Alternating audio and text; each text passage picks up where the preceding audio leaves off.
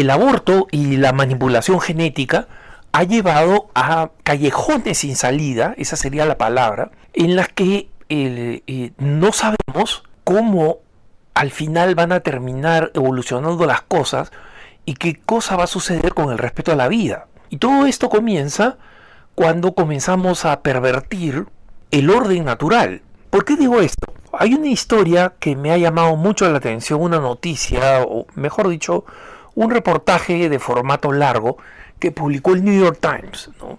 De una pareja de esposos, personas importantes, muy bien conectadas en el noreste de los Estados Unidos, ¿no? Lo que se conoce como el corredor de la Acela. El Acela es un tren veloz que une Washington hasta Boston, ¿no? En la costa este de los Estados Unidos.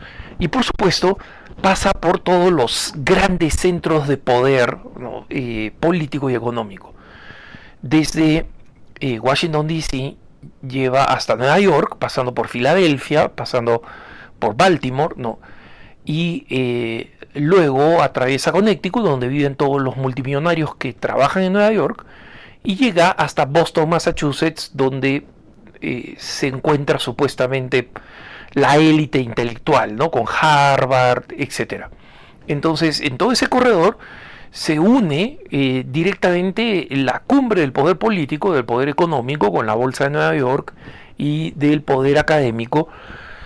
Y en toda esa zona, obviamente, existen personalidades, ¿no? Y una pareja de esposos influyentes, porque ambos son académicos y que se encuentran en este corredor, pertenecen a una denominación cristiana pacifista. Cuentan recientemente algo que para ellos ha constituido un horror, y que es un horror, pero mucho más de lo que ellos piensan. Ellos cuentan que poco tiempo atrás han iniciado un proceso judicial, ¿no? Pero poco tiempo atrás recibieron una carta de una clínica de fertilización in vitro. La fertilización in vitro, como saben ustedes, es básicamente la creación de embriones fuera del útero en un vidrio, de ahí la fecundación in vitro, ¿no? En un vidrio y con microscopio, que supone la muerte de muchos de esos embriones y luego la implantación en la mujer y la preselección. Por si acaso, preseleccionar significa eliminar una vez que están implantados en el vientre materno, porque, o sea, para asegurarse de que nazca un niño, implantan muchos de estos embriones que ya son seres humanos, ¿no?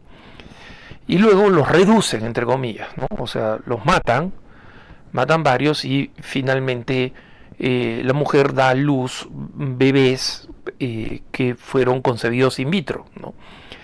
Entonces, ellos habían hecho este proceso 20 años atrás y habían comenzado tarde, digamos así, porque eran académicos, se casaron cuando ya no eran jóvenes, pero todavía esperaban poder tener hijos. Eran pocos años de fertilidad que le quedaban, ella no salía embarazada, entonces decidieron ir a hacer esta fecundación in vitro, ¿no? Y tuvieron una primera ronda, o sea, se congelan los embriones. El proceso es muy complicado, es muy caro, ¿no? Entonces, básicamente, para no entrar en los detalles, en los que además no soy especialista, pero los conozco bien, por si acaso, estos embriones se refrigeran, ¿no? Y las personas pueden reclamarlas después, una vez que han sido desarrollados, ¿no? Como bebés, en estado embrionario, por supuesto pequeñitos, pero bebés. Y estas personas pueden reclamarlas más adelante y decir, ¿sabes qué? Queremos otra ronda de implantación. Ahí en los que nos quedan, los bebés que nos quedan en la refrigeradora, queremos que los vuelvan a implantar en la mujer. Entonces, esta pareja de esposos pasaron por todo el proceso es duro, el proceso es muy caro. En una primera ronda de implantación no funcionó, en una segunda ronda de implantación se fueron, digamos así, por los embriones que todavía tenían congelados. De allí nació su hijo, el único hijo que han tenido, que ya es un adulto ahora. Y finalmente intentaron una tercera ronda con los que les quedaban, con los últimos que le quedaban, o eso es lo que ellos creían, ¿no? Y no resultó y bueno, siempre tuvieron el gran pesar, ¿no? La gran tristeza de no haber podido tener más hijos, ¿no? Pero la madre cuenta en este artículo en formato largo en el New York Times que ella sabía que ahí estaban sus hijos congelados, ¿no? Y muchas veces, en el proceso largo, ¿no? Como digo, porque hubo 3 implantaciones, en la clínica que daba camino a la universidad donde ella enseña, se detenía a rezar por sus bebés en el parque de estacionamiento, en el estacionamiento de esta clínica. Y trataba de hacerlo con la mayor frecuencia posible. Y no solamente les rezaba, les cantaba canciones de cuna, todo esto, digamos, desde el estacionamiento, en unas descripciones tremendamente conmovedoras. Porque realmente cualquiera que tiene corazón y que sabe pues cómo una mujer desea ser madre, le parte el corazón, ¿no? Y es una verdadera tragedia.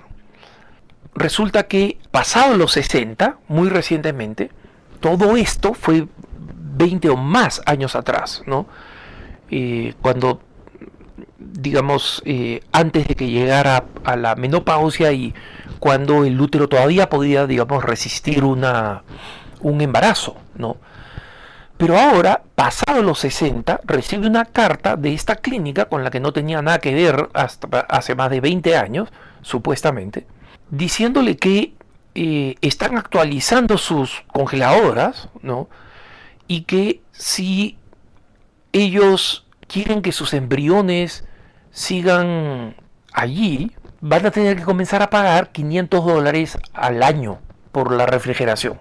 Y obviamente esta mujer dice, ¿qué embriones? Porque, o sea, digamos, a mí me dijeron que ya habíamos intentado con todos los embriones que habíamos generado, que habíamos producido, y si yo hubiera sabido que tenía embriones, 20 y tantos años atrás me hubiera pasado por otra ronda para volver a salir embarazada. Ahora, a mis 60, cuando ya no puedo hacer nada, me dicen que tengo esos embriones ahí. Entonces van a la clínica y obviamente cuando la clínica se da cuenta que esto fue un enorme error, tratan de ver la manera de evitar litigio, que es una de las grandes paranoias de las empresas norteamericanas, ¿no? Que alguien meta un juicio a la institución. Obviamente comenzaron a investigar cómo así, 20 y tantos años atrás les habían dicho que ya no quedaban embriones y más de 2 décadas después les dicen que existen embriones, que son suyos, que están comprobados, y que esos embriones, si no comienzan a pagar por su refrigeración, por su almacenamiento, los tiran a la basura. Obviamente, esta pareja de esposos ha terminado planteando un litigio y hablando de cuán abusivo es el sistema de las clínicas de fecundación in vitro, ¿no? Y en general las clínicas de asistencia mecánica al embarazo, ¿no?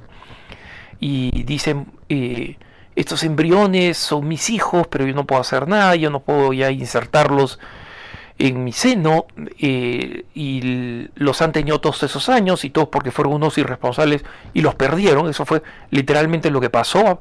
O sea, un empleado los puso en el fondo de un lugar donde no debían estar y finalmente los encontraron cuando hicieron una limpieza general de toda esta congeladora, ¿no? Donde están una cantidad enorme de embriones congelados. Y esta mujer dice, estoy en un dilema porque no sé qué cosa hacer con ellos. O sea, yo no quiero matarlos, ¿no? Ya no me los puedo implantar. Y la clínica tiene que hacer algo, tiene que mantenerlos y es culpa de ellos, digamos, haberlos perdido, ¿no? Pero en todo este drama, el New York Times, que como saben ustedes es un periódico abierta, fanáticamente abortista, ¿no? No se detiene en la paradoja. Oye, pero un momentito, ¿por qué todo esto es un drama? ¿Por qué es un drama? ¿Por qué es una tragedia? Porque hay bebés de por medio. Porque esos embriones no es un cordón umbilical congelado, no son células estaminales adultas congeladas, son bebés. Y cuando el reportaje del New York Times obviamente se indigna con esta pareja, no se da cuenta que su indignación es producida porque allí hay un bebé, porque ahí hay más de un bebé. Y claro, le llaman embriones congelados, utilizamos jerga científica o pseudocientífica para referirnos a estos seres humanos a los que esta mujer les cantaba canciones de cuna, aunque ellos no pudieran escuchar, por quienes rezaba, y Dios sí escuchaba.